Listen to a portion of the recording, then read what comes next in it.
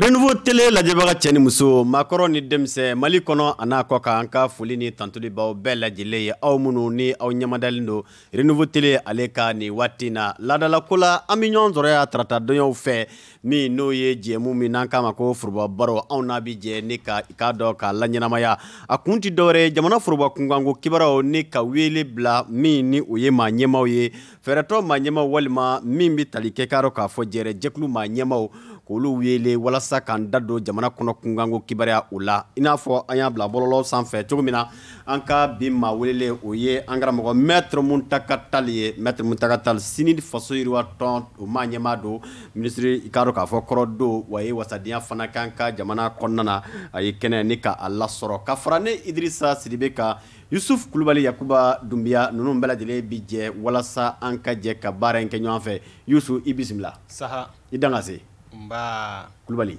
o diyara n ye kojugu Mba Mba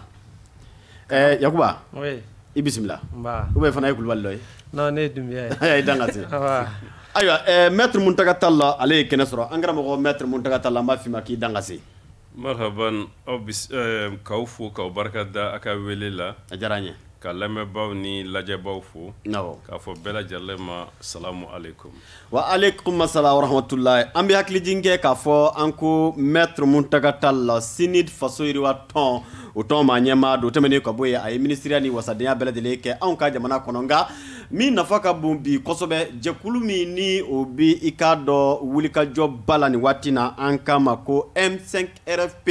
o jɛyɛrɛ jɛkulu fana o kumana o maa kologirinba dɔ ye a ye baroda kun bɛna bɔli o kan M5 RFP jɛyɛrɛ jɛkulu in u ka wulikajɔ bɛ danga jumɛn na bibi na o tɛmɛnen kɔ nin jɔkun daminɛ in kɔnɔna na i k'a dɔn M5 RFP ni jamana marabaa Alhaji Ibrahim Boubacar Keita ye ɲɔgɔn ye mun bɔra o kɔnɔna na wa juma nata u ko ni foyi ma yɛlɛma u ka laɲiniw na ko jamana den bɛɛ lajɛlen bɛna bɔ i n'a fɔ ko caman bɛna bɔ o kumana ka bɛn ni ka laban tuguni ka i k'a dɔn wale dɔ kɛ u k'a ma ko désobéissance civile anw ni aw o kumana an bɛna nin ɲininkali kumabaw kɛ Maître Muntaka Tall la Maître Muntaka Tall la an b'a fɛ k'a dɔn M5 RFP bibi na ka taa a ko yɛrɛ a senkɔrɔ teliyala 5 juin 19 juin o bɛɛ tɛmɛna ka bɔ yen yala a ka jɛkulu bɛ cogo di ayiwa an bɛ se ka min fɔ o ye alhamdulilahi rabil alamina ka jamanadenw fo jɛgɛ fanga ye ji ye anw fanga ye jamanadenw de ye nka i y'a mɛn an ka bɔ ka kuma jamanadenw fɛ o k'a sɔrɔ an yɛrɛ sera ka fara ɲɔgɔn kan ka ko dɔ dilan nin ko in bi daminɛ don min na fo ka n'a bila bi la anw ye kuma caman mɛn bɛn ti aw ni Imam Mahmoud Diko cɛ o fɔra bɛn ti aw yɛrɛ ni ɲɔgɔn cɛ hakililaw ti kelen farafarali bɛ yen n'i y'a lajɛ maaw nana fara ɲɔgɔn kan ka sɔrɔ u bɔyɔrɔw tɛ kelen ye u ye baara minnu kɛ jamana kɔnɔ tɛ kelen ye kuma dɔ la ali hakilila fɔlɔ tɛ kelen ye nka fɛn dɔ de y'u fara ɲɔgɔn kan ka u kala ɲɔgɔn na n'o ye maliko ye ni bɛɛ ka kan o la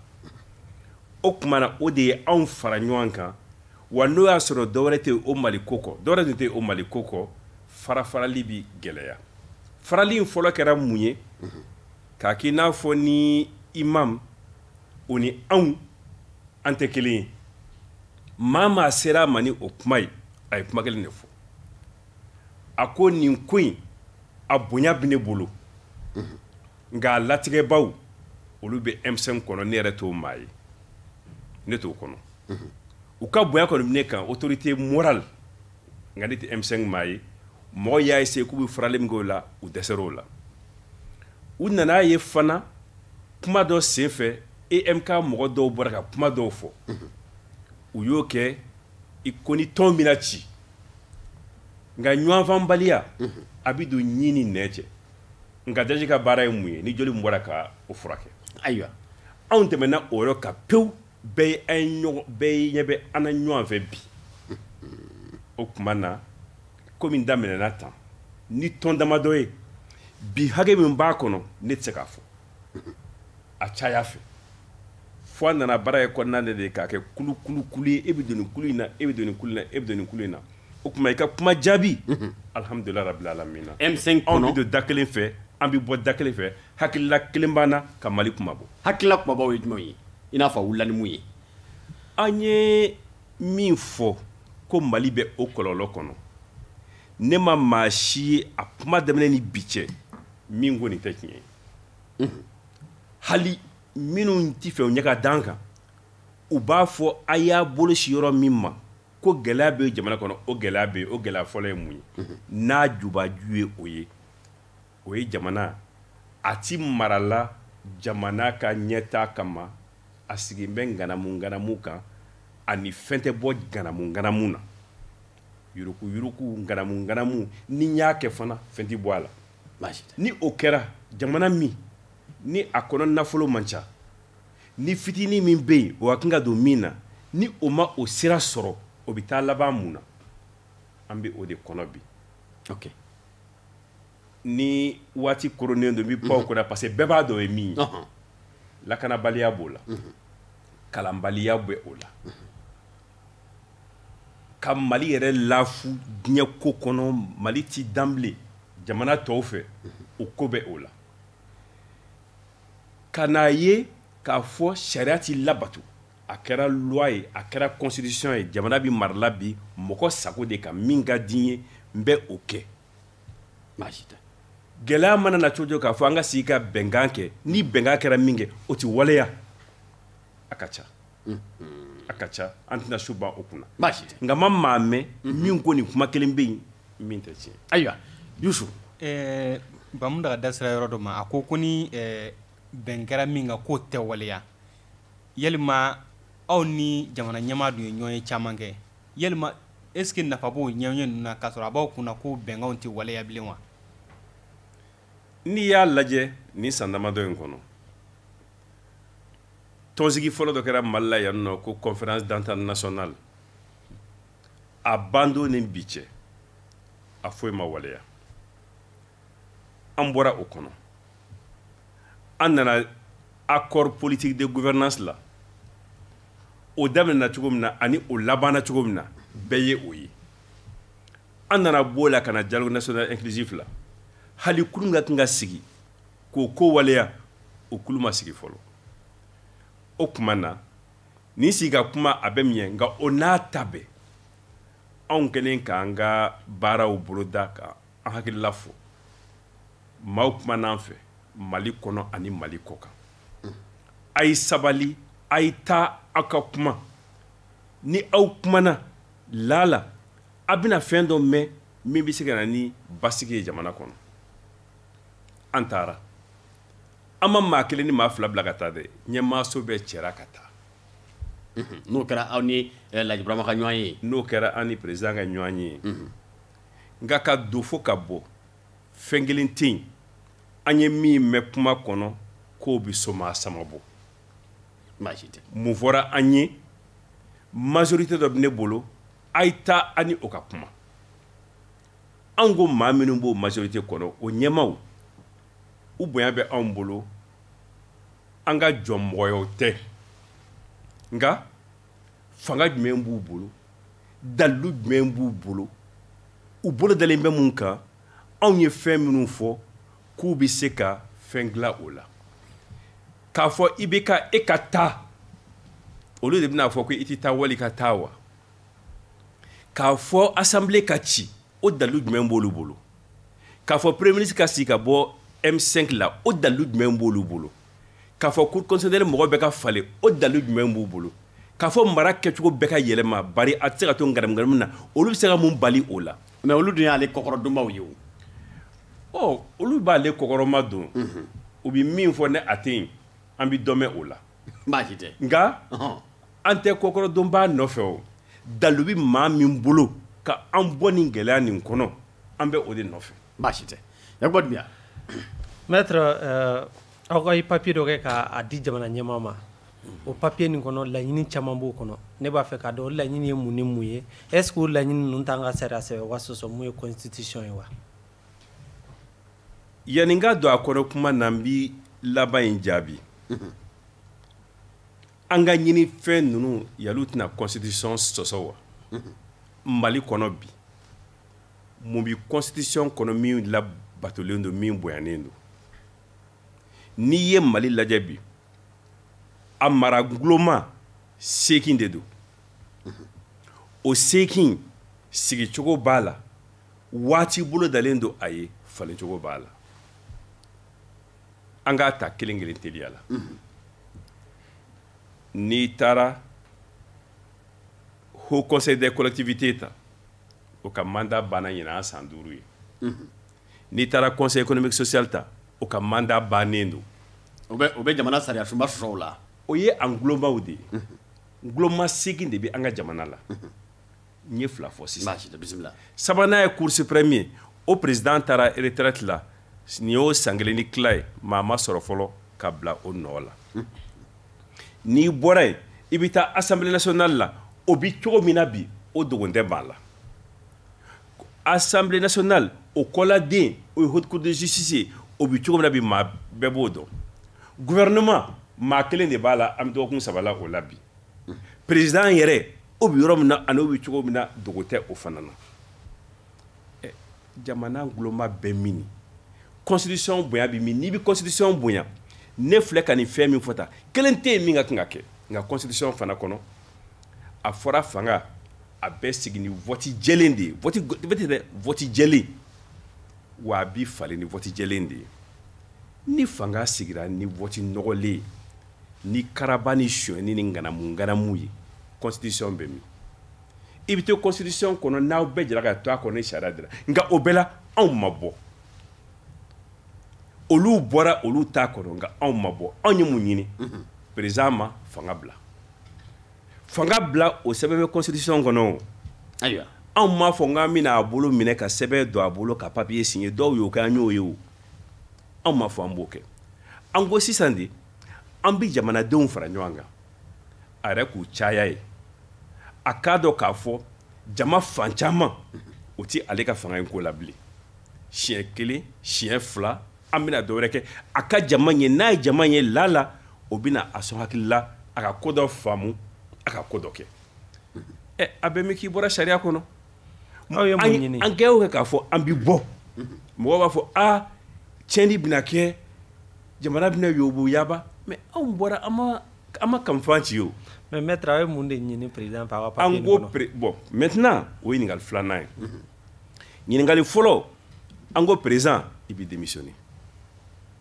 o de y'an ka fɛn fɔlɔ ye o tɛ sariya sɔsɔ nka maaw y'an o tɛ sariya sɔsɔ kɔnɔ n y'o de fɔ sisan baasi tɛ o bɛ sariya yɛrɛ kɔnɔ président ka démissionner nka maaw kumana an fɛ an ko anw tɛ kulo geren an tɛ hakilitan ye ni fitinɛ bɛ du kɔnɔ ni sigiɲɔgɔnw nana ka kuma i tɛ se k'a fɔ a ye taa ni mɔgɔ t'a ka kumakan na o i b'a fɔ n y'a mɛn n b'a dilan cogo ɲini o de ye hakilima ka baara ye baasi tɛ o hakilima baara kɔnɔ an ko président ma sisan ni k'i bɛ to yan fɛn damadɔ bɛ yen i bɛ jɛ ni o ye o fɔlɔ ye min ye Assemblée nationale n'a ma sigi sariya fan si kan maliden bɛɛ b'a dɔn k'a fɔ a sigila sigi cogo min na k'a fɔ deuxième tour ko tɛ dɛ parce que n'a ka se deuxième tour ma premier tour kɛra o maa dɔw bɛ yen premier tour la olu tun ka kan ka na deuxième tour la olu ma na maa dɔw nana deuxième tour la olu jɔyɔrɔ tun tɛ yen olu karabara kabini yen nɔ o tuma premier tour ni deuxième tour ko tɛ assemblée bɛɛ de ko don o ka filenkolo ci o ka bɔ yen cour constitutionnelle a juge 9 ye diɲɛ Mali tɛ dɛ diɲɛ bɛɛ n'a kan k'u ma baara kɛ a kɛcogo ma mais Manasa ko olu apprécié don dɛ ko diɲɛ tɔnbaw kɛn bɛ ka yanga min da olu kan olu a y'o an m'o kibaruya mɛn wa n'i ma fara ka tɔgɔ dɔw fɔ n'i bɔra i t'i ka so sɔrɔ nɔgɔya la an ka tɛmɛ o kan cogo di don an ka tɛmɛ o kan ayiwa baasi tɛ o cour constitutionnelle maa ɲɛmaa y'o fɔli min kɛ i m'o mɛn wa ne tɛ n da don o kuma na parce que Mali bɛɛ da bi cour constitutionnelle ko kuma na bi o nka yanni maa fila da ka don a la ne ye min k'a la ani ye min fɔ a la o ma dogo n ye min k'a la ani ye min fɔ a la an y'o kuma fɔ yan nɔ a kɛra yan ne kelen ye n kɔ a da u kɔ a la kalo joli k'a fɔ ninnu tɛ tiɲɛ kan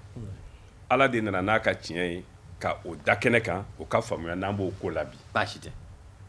donc an ko cour constitutionnelle o maa bɛɛ ka falen yanni a baara kɛcogo yɛrɛ ka falen a sabanan ye min ye gouvernement ko la président y'a ye jira k'a fɔ ale tɛ se ka gouvernement ɲɛmaa ɲuman ta jamana in kɔnɔ a tɛ se ka ministre ɲuman ta misale minnu b'o la o fɔra siɲɛ caman tɛna da don o fana na premier ministre 6 san 5 ma dɔ san 6 kɔnɔ y'a dɔn kɔni ko tɛmɛna a dan kan an ko sisan premier ministre a bɛna bɔ anw ka kulu la wa n'a bɔra an ka kulu la fana a n'a ka ministres u bɛ baara kɛ ka sɔrɔ président ma don u kan k'a fɔ taa ka bɔ yen bari n y'a fɔ i ka don ni yurugu ko la i ma sɔn ka don o la wali n y'a fɔ i ka karisa kɔ sutura i ma sɔn k'o sutura e k'i dabɔ baara la an k'o bɔ a la hali n'a tɛ baara ɲuman kɛ n'a ti baara ɲuman kɛ an sera o yɔrɔ ma an ko an bi fédéruti kɛ a ti kɛ kunfɛ baara ye a ti kɛ sagola baara ye baara bi kɛ sira min fɛ ni dalilu min ye ni hukumu min kɔnɔ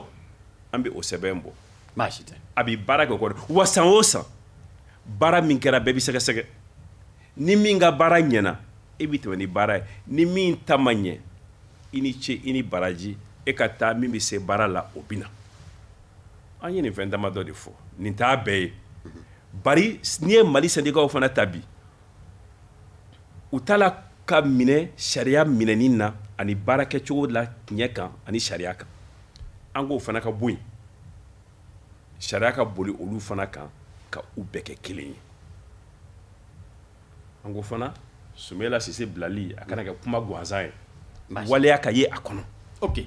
maître Muntaka Tall ni ye i da sera min ye aw ka memorandum min ni a y'a di jamana marabaa ma an y'a ye fana k'a fɔ jamana marabaa aw taara a y'aw bisimila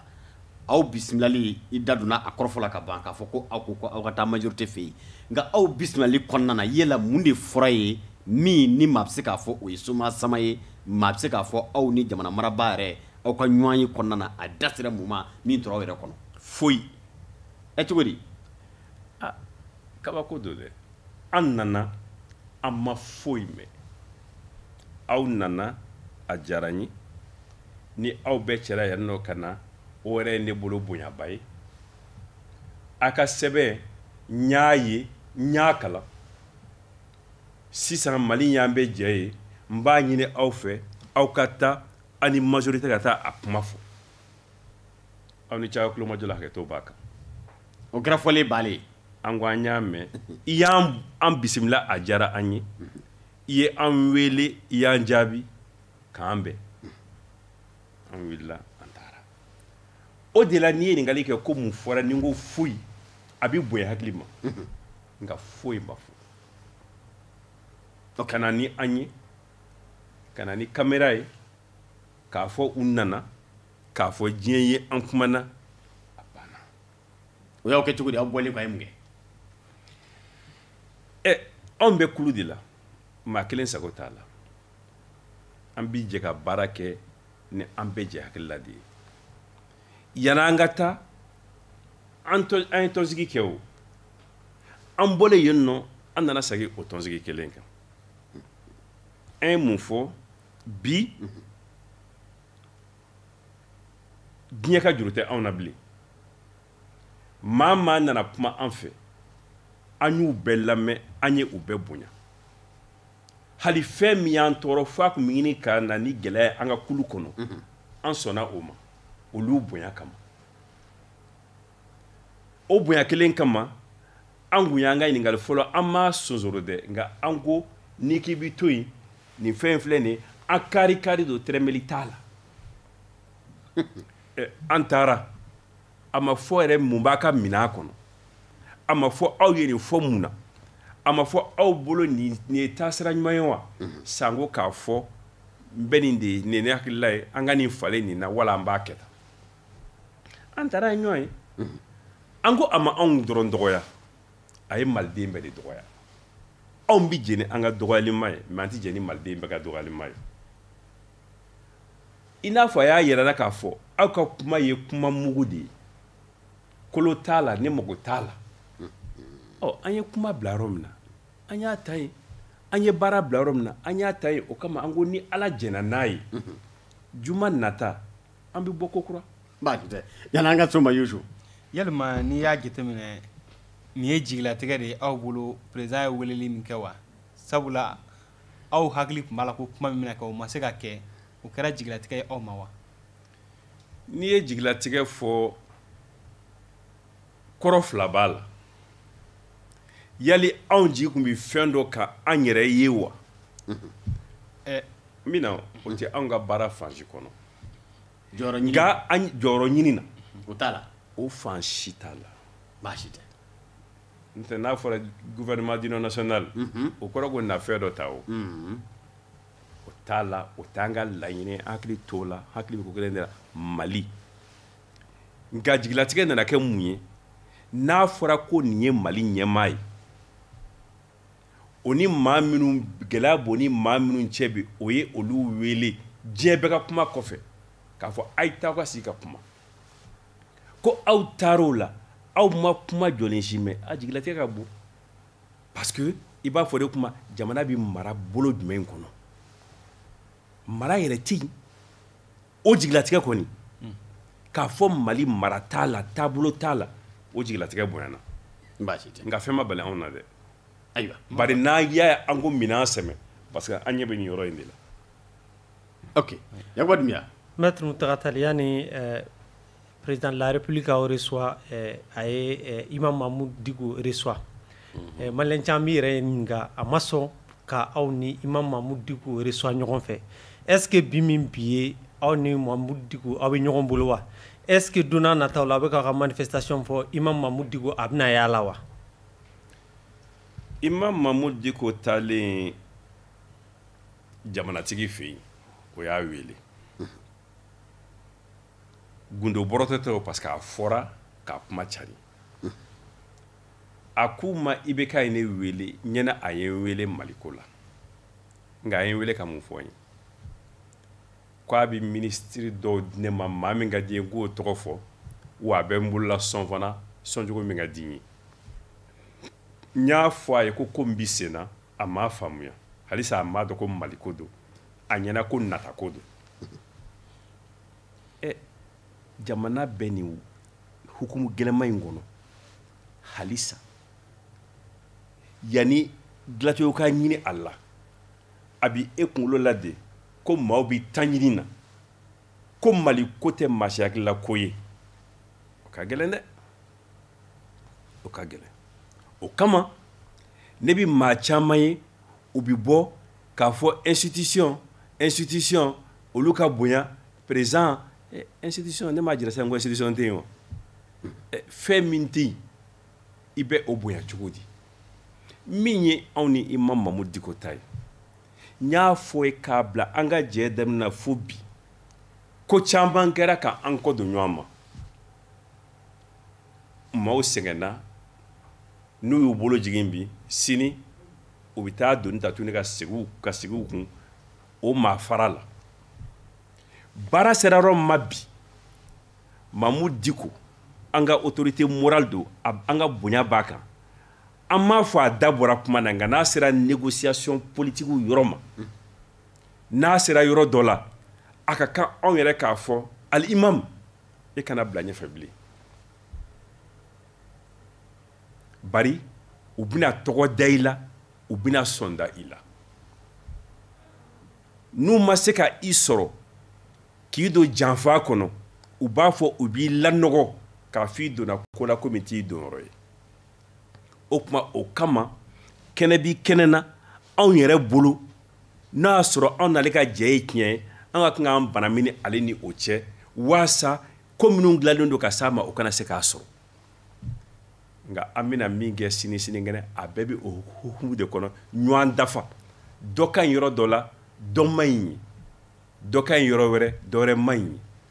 an b'a kɛ ɲɔgɔn dafa kɔnɔ ani bɛn kɔnɔ. juma sini n'aw ye juma don wa place de l'indépendance kan wa. ayiwa o bɛ ala bolo mɛ juma tɔ fila min tɛmɛna a ma juma sali ni maaw ye o. a yɛrɛ kɛnɛ kɔni kan. a yɛrɛ kɛnɛ kan. a yɛrɛ kɛnɛ kan. nin juma nata in.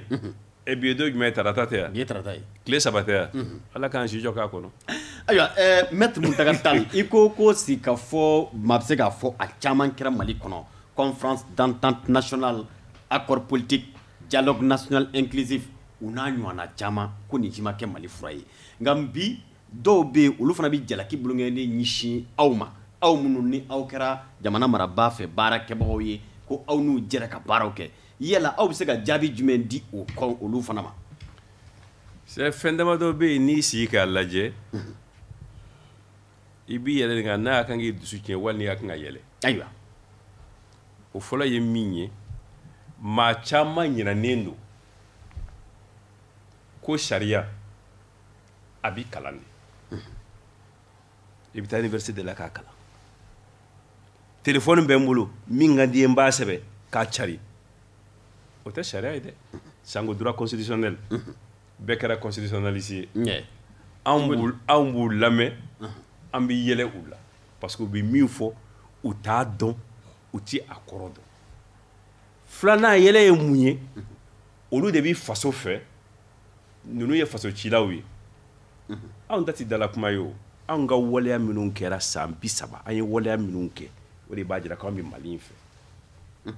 kuma tɛ dɛ kuma mugu in tɛ o maa minnu bɛ yen kabi Ala k'u da i m'u ye Mali ko la i m'u danmɛ a la i m'u senmaya la n'olu wulila k'olu bɛna Mali ko kalan e ma i bɛ mun kɛ i tɛ yɛlɛ wa i bɛ yɛlɛ donc olu ka kuma ne bolo mɔgɔ t'i tulo don a kɔrɔ yɛrɛ ayiwa mɔgɔ t'i tulo don a kɔrɔ mais ni min bɔra ni sɛbɛko kuma ye wo wa wo ko tɛ dɛ sɛbɛko kuma an n'o bɛ sigi ka kuma o caman nana an fɛ yen u nana an ɲininka aw hakilila ye mun ye yali aw bolo a bɛ sariya kɔnɔ wa yali a bɛ min na a tɛna jamana lebilanba wa olu nana n'u kumana o nka minnu m'a ɲininka u t'a dɔn u m'a min u m'a bɔn a ma k'u ɲɛna u t'a ɲɛ dɔn k'olu bɛn'u yɛrɛ kɛ Mali ye an bɛ yɛlɛ an bɛ tɛmɛ n'an ka ci ye basi n ko yala bi minnu b'a fɔ k'a fɔ aw bɔlen ko ministériya la i n'a fɔ e maître Muntaka Tall Choguel Kukala Mayiga Koniba Sidibe Modibo Kone a n'a ɲɔgɔnna caman k'a fɔ ko aw ka yɛrɛ ye contre IBK k'a fɔ olu tɛ se k'o faamu est-ce que e bɛ se k'o ɲɛfɔ anw ye cogo di politique ko la ne de bɛ i fɛ yan bi i ye ne de ɲininka ne bɛ n ka jaabi f'i ye bisimila n'an ye Koniba ni a tɔgɔ sɔrɔ don min na ko dɔ bɛ yen o ka gɛlɛn ni n bɔra ministériya la ye o ne wulila ko n ka don ma sɔn n ye san 25 kɛ n ma sɔn n donna ka san 3 kɛ n bɔra kalo 6 kɔfɛ n welela ko sayi ka na n ma sɔn maa minnu bɛ nin ta ka bin na n'a fɔra k'olu ka ministre ka plan dɔn o bɛ ban wa Sango ka kɛ ministre ye ne banna o de la n ko n'u y'u lamɛn n b'i yɛlɛ filanan ne dahirimɛ tɛ ministériya la ne ye fɛn sɔrɔ ka sɔrɔ mouvement démocratique ma daminɛ ka sɔrɔ a ma daminɛ a daminɛna k'an to n ka so a daminɛna k'a to bureau la n tɛ luwanze la baasi tɛ n bɛ n dahirimɛ sɔrɔ n ka baara la o de kama président kɛlen k'a fɔ ko ministériya la maa minnu bɔra olu banna ka dumuni mina ko ne dumuni de tun bɛ yen dumuni tun tɛ yan a ne ɲɛna baara de don ne ɲɛna faso baara de don n'a dun fɔra faso baara o ye cɛsiri ni yɛrɛ di de ye o tɛ dumuni kɛyɔrɔ ye o de la n y'a fɔ n ko ne ye min kɛ ministériya la san 3 6 heures ma ne kɔ n ka bureau la wa maa ma taa k'an to yen ma taa ka maa to yen wula fɛ o tuma na ninnu fɔliw ninnu tɛ mɔgɔ t'i i tulo jɔ o kɔrɔ wa ko fana b'i sen na n'i yɛlɛla ɲɔkala so kan e bɛ mun kan i b'i yɛrɛ kan dɛ o ye se ka kuma ye denmisɛnninw t'an bɛ u bolo u b'u sara kalo la n'i tɔgɔ fɔra dɔrɔn e dala ka kɛ ministre ye n'i tɔgɔ fɔra dɔrɔn e dala ka kɛ ministre i bɛ k'a ma kɛ dɔ ka ministre ye a n'o cɛ bɛ cogo di bi dɔ m'a kɛ président de l'Assemblée nationale a n'o cɛ bɛ cogo di bi a m'o tigi kiiri assemblée kɔnɔ wa et puis n bɛ kuma laban min fɔ o la n'u bɛ ko dɔn on est ministre de la République i welela k'i ka i ka faso baara i taara i ka faso baara sara kelen ma di ma kalo o baara kɔnɔ min bɔra maa ka jufa kɔnɔ a bɔra Mali de la u tɛ nin si dɔn olu ka kuma bɛ se ka jigin e la cogo di ok Youssou yalima ni i ye nin kuma ninnu bɛɛ jateminɛ yalima maître Muntaka Tall bɛ fɛ k'a fɔ ko hadamaden dɔw de bɛ yen olu ka ɲɛnama yɛrɛ gulonnen don politique la de wa i n'a fɔ politique y'u ka baara yɛrɛ o caman de bɛ yen ni k'u ma ko ni dugu jɛra i bɛ taa baara kɛ min n'o y'a sɔrɔ i tɛ politiki baara la taarɔ t'u la. baasi tɛ Yakuba Dunbiya. Maître Tal, c'est vrai qu'il y a une manifestation rassemblement fila kɛ ka tɛmɛ juma nata kan ka dɔ kɛ danfara jumɛn bɛna don juma nata ni kelen ninnu cɛ kamasɔrɔ juma tɔ ninnu na o kɛra mankan ma bɔ a la mɔgɔw jɔra yɔrɔ kelen juma don nata o bɛna kɛ ten fɛnɛ wa ou bien kɛcogo kura jumɛn b'a la. ɲininkali ye fila ye yala a bɛna kɛ ni mankan ye an tɛ mankan laɲini o ni y'an ka kulu in lajɛ maa fu ni maa gansanw t'a kɔnɔ o. dɔw ko ka su final. n bɛ na maa fu ni maa gansanw tɛ o minnu b'a kɔnɔ u y'a yira k'u bɛ jamana in dɔn u b'a fɛ u ye jamana in mara fo sanfɛ legelege la n'i bɛ fɛn min fɛ o tɛ tiɲɛ i ɲɛna o i b'a dilan an bɛ o hukumu de kɔnɔ ni bi man kɛ an kan fɛn tɛ bɔ a la nka ko danfara jumɛn bɛ ni tɔw cɛ ni sen na an ko n'an ye fara ɲɔgɔn kan kɛ an b'a fɔ mɔgɔw ye a y'a ka dusumangoya jira a y'a fɔ ni fanga in ye aw tɛ ne ka fanga ye tuguni n bɛ to aw ka laɲini kɔnɔ a fana b'a yira k'a fɔ a ye jamanadenw ye olu ye jamana sariya bɛɛ sɔsɔ u ye dan bɛɛ sago u ye tiɲɛni bɛɛ kɛ tɔɔrɔ tɔɔrɔ bɛ jamana kɔnɔ olu ka tɔɔrɔ don a y'a ɲini u fɛ k'u k'a bila u m'a bila a b'a ka dusumangoya jira o de ye désobéissance civile ye. o de ye désobéissance civile ye. mais k'aw bɛna yɔrɔ wɛrɛw minɛ i n'a fɔ an ye kunnafoniya dɔw sɔrɔ k'a fɔ ko Mali cakɛdaba minnu bɛ yen gouverneur maires ka bɔ jamana fan bɛɛ k'aw ka nisɔngoya jira yen nɔ est-ce que o sariya b'o yamaruya. anw jɛkuma ye fɛn o fɛn ye an b'a bɛɛ kɛ ni déclaration ni communiqué ye o de ye an bi jɛ ka kuma min fɔ an bi déclaration kɛ an bi communiqué kɛ. ok an bɛna baara min kɛ juma ni fɛn min b'a kɔnɔ an bi déclaration kɛ an bi communiqué kɛ. ok yanni o cɛ caman bɛ se ka fɔ caman bɛ se ka mɛn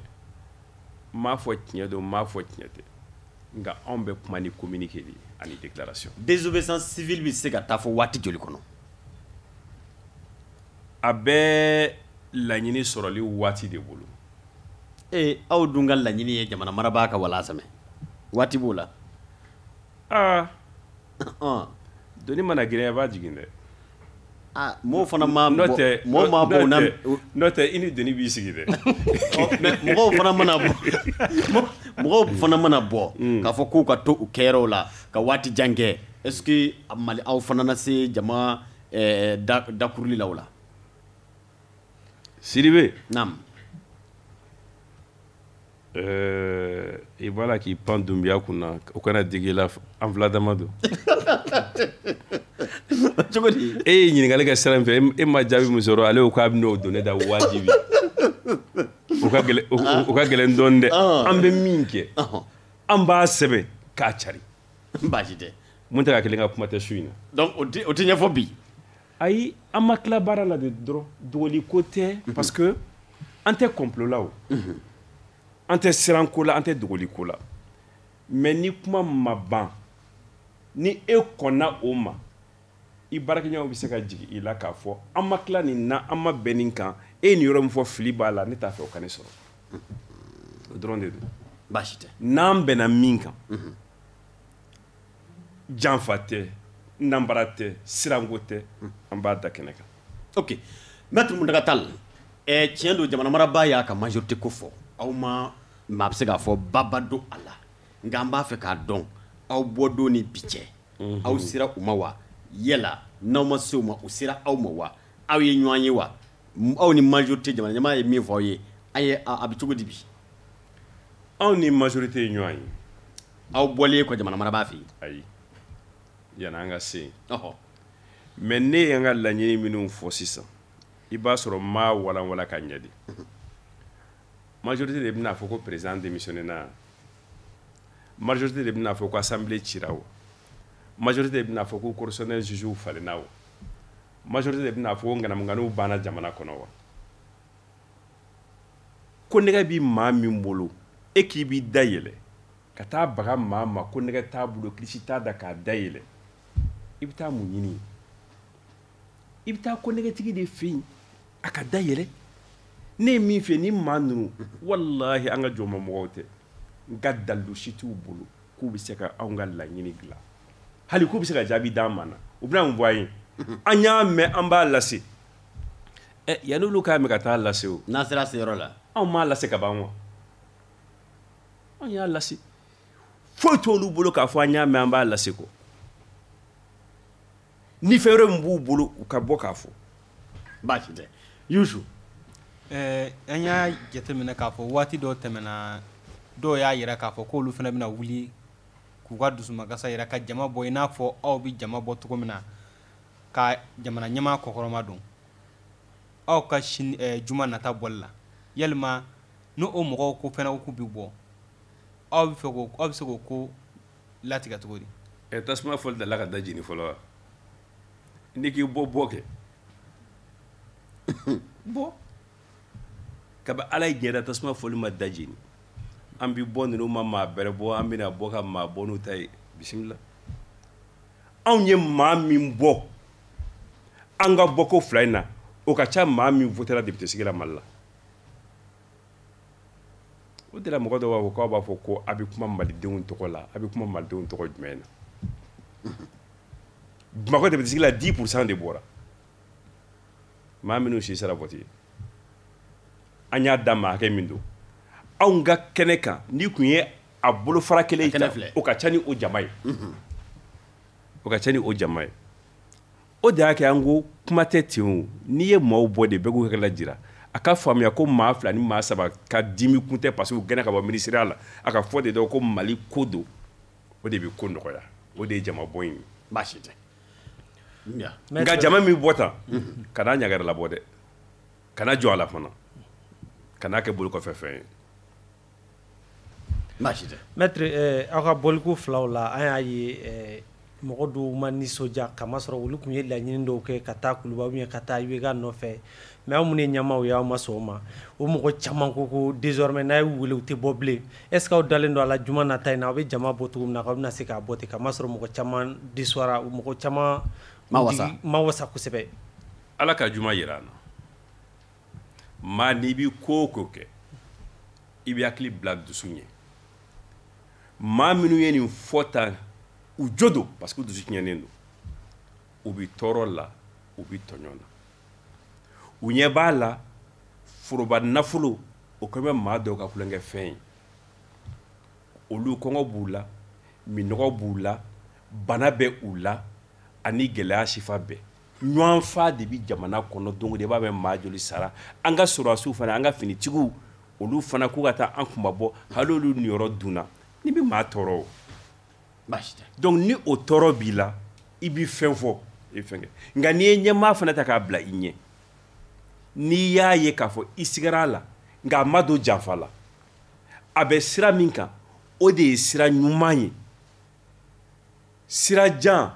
ani sira ɲuman ani sira surunman ani sira ɲuman tɛ kelen ye o baasi tɛ anw ye sira ɲuman de ta wa u b'o faamuya an b'a la k'o f'u ye fana caman kun bɛ yen min m'a faamuya nka bi bi in na u b'a ka faamuya ne kɔni n ka welekan de bɛ se u ma kɛrɛnkɛrɛnnenya la u k'a da la k'a fɔ kana so di maa ma i k'a kun minɛ u y'an bila baara min na inshallah an b'a kɛ k'a se a dan na. ok maître Muntaka Tall jamana marabaa Alhaji Ibrahim Boubacar Keita a ye M5 RFP ka aw bisimila an bɔra o kuma kɔnɔ an y'a ye bi tarata yɛrɛ a ye maa bɛ se k'a fɔ bolofara wɛrɛw minnu n'olu ye wasaden sugandi waatiw la minnu ko ko olu ka hakɛ bɔsira u la olu minnu sugandira an y'a mɛn k'a ye proposition kɛ u ye ko a bɛ olu kɛ don n'a nataw la Sénat kɔnɔmaw ye yala ni e ye nin kɔrɔfɔ mɛn wa ani n'i y'a mɛn yala sariya bɛ se ka o bɛ latigɛ cogo di. Mali in kɔnɔ fɛn dogolen tɛ yan'a n'u ka sigi a fɔra kuma caman senfɛ k'a bɛna f'u ye k'a b'u don Sénat la ne ko o bɛ se ka kɛ cogo di o kelen a da tɛna se o ma bari fɔlɔ Sénat a bɛna sigi Mali la wala a tɛna sigi wa o ma jalatigɛ n'a sigira maa minnu bɛ don a kɔnɔ olu don cogo di o ma jalatigɛ ni maa min nana fo la ne bɛ aw ta k'a don senna la an ye kuma bɔ an b'o la o a bɛ ɲɛna ko mali ye halala de ye i sago b'a la min ka di ye i b'o kɛ maa bɛ sow boli i tɛ se ka nungala kan nin y'o de ye o min ka di ye n b'a kɛ mali la a jara maa ma diya maa ye n b'a kɛ sena ma se kɛ maaw don cogo di halisa an ka jɛ ka malidenw bonya maa bɛ fɛn bɛɛ sɔrɔ bonya kɔnɔ nka n'i y'a jira jamana kuturu mɔgɔw la aw tɛ foyi ye min ka di ne ye ne b'o de kɛ mɛ nin ka jugu ni dɔgɔyalima ye jamana mara b'a ka dɔgɔyalima don wa nin ka jugu ni dɔgɔyalima ye dɔgɔyalima don fana a fɔ ko tɔw tɛ fɛn dɔn hal'a b'a la k'a fɔ o mɔgɔ minnu ye olu y'a faamuya k'a fɔ nin kɔni nin ye barokɛ kuma de ye Maître Muntaka Tall nin bɛ dansigi bi kunnafoniyaw la yala n'a fɔra k'e ka kuma kuncɛ kuma ne ka o fɔ jamana bɛ danga min na bi bɛɛ jɔrɔlen don bɛɛ haminen don maliden caman bɛ yen bɛɛ b'i yɛrɛ ɲininka nin da wulilen don a n'a laban cogo jumɛn na kuma kuncɛ kuma an ka bi furuba baro kan kuma kuncɛ kuma anw ye fɛn minnu fɔ k'o ye kɔlɔlɔ ye jamana in kan maa si m'a fɔ ko tiɲɛ tɛ bɛɛ ko tiɲɛ don filanan an ko maa min ye an se o danga la o dɔnnen don o ye président ye maa m'a fɔ k'o ye nkalon ye maa ma an sɔsɔ o fana na sabanan an ye baara fɛn fɛn boloda an ko an b'an ka baara kɛ tiɲɛ kan an b'a kɛ sariya kɔnɔ maa si m'a fɔ an ye a ye sariya sɔsɔ n'a bɔra sabankuraw dɔnnikɛba kura minnu bɛ yen n'u ma taa kalan kɛ yɔrɔ si o tuma naaninan anw bɛ min na o de ka gɛrɛ n'a bɛɛ ye an tɛ Muntaka ko la an tɛ Imam Mamu Diko ko la an bɛ Mali ko la ni Mali ko ye maa minnu jɛ o jɛ yobo yama ma di dɛ o tuma wele de bɛ halisa ka se malidenw ma Ala ka juma jira an na an ka ɲɔgɔn sɔrɔ kɛnɛ kan hakilila min bɛ yen tuguni an ka n'a fɔ dɛ an k'a yira mais o k'a sɔrɔ fura fana sɔrɔla a la n'o y'a sɔrɔ assemblée ni aw ka laɲini dɔw sabatira jumadenw kɔ tɛna bɔ a ma fɛn fɛn bɛ na ni basigi jamana in kɔnɔ tiɲɛ kan ni malidenw ka lafiya kan Ala ka an bɛɛ sɔn hakili ɲuman na k'an bila o sira kan ka o ŋaniya ɲuman don an kɔnɔ k'o waleya ɲuman kɛcogo d'an ma ami an cɛ ka wele la an b'i fo Maître Muntaka Tall Yakuba Dunbiya ka foli d'i ma Yusuf ka foli di fana ma ka foli di i k'a dɔn Sanankɔrɔ gɛrɛn a cɛdenw ma sabu n'an wulila sisan olu bɛna sigi Renouveau FM ma ale kan an b'aw hakili jigin k'a fɔ an ka bi maa welelen tun ye an karamɔgɔ Muntaka Tall ye ale min ye Sinid faso yiriwa tɔn o maa ɲɛmaa ye o tɛmɛnen ka bɔ yen an ka jamana o kumana minisiri kɔrɔ don fo ka se k'a dɔn wasadenya a ye nin bɛɛ lajɛlen kɛ an bɛ donni minɛ ko bi jɛrɛ jɛkulu min n'o k'a ma ko M5 RFP olu minnu kɛlen don ne ka o kumana wulikajɔw kɔni kɛ bayɛlɛma bɛ se ka lanati jamana kɔnɔ o fana jɛrɛ jɛkulu i k'a dɔn k'a fɔ o maa kolo girinba don aw ka ca k'aw ɲɛma da anw na Gabɔnkaw fɛ yen nɔ Libreville an ma ɲinɛ aw minnu bɛ k'an lajɛ nin waati na Dakar Senegal mara kɔnɔna na o kumana an b'a fɔ a ye a k'an bɛn n'Ala ma basi kɛ i k'a dɔn tarata wɛrɛ segi bɛ kɛ nin jɛmu in kan i k'a dɔn sini n'o ye araba ye nɛgɛ ɲɛ 14 waati wasalam